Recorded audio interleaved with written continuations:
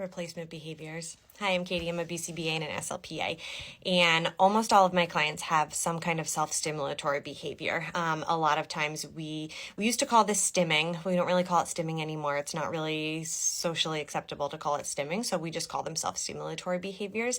And a lot of times we see it in the form of hand flapping, spinning, scripting, echolalia. There's a lot of different self-stimulatory behaviors. So in the field of ABA, we believe that every behavior has a function. And the function of self-stimulatory behaviors, usually, not always, are automatic reinforcement, which basically means that it feels good to them for some reason. It feels comfortable to them. They are getting some kind of internal reinforcement from it, and we don't know why.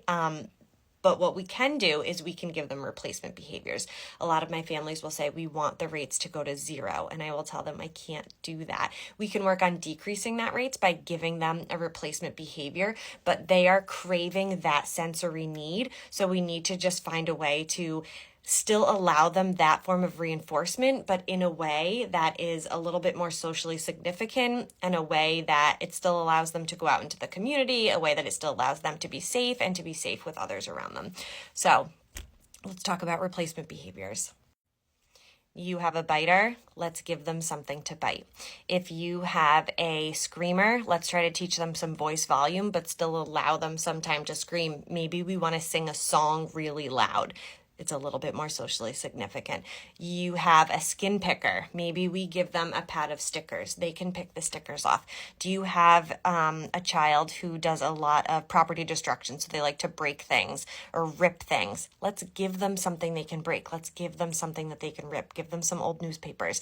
We want to try to figure out how we can replace that behavior, but make it socially significant. They like to throw things. Let's give them a ball. Teach them, you can throw a ball. It's okay. Let's find a certain part of the house, or let's find a spot outside that's safe where they can throw this ball, so that they're still getting that same movement in. They're still able to replicate that behavior and get that reinforcement in.